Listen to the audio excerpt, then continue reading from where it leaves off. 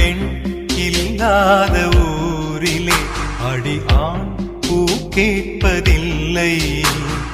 பெண் இல்லாத ஊரிலே கொடிதான் பூ பூப்பதில்லை. உன் புடவை முந்தானை சாய்ந்ததில் இந்த பூமி பூ பூத்தது.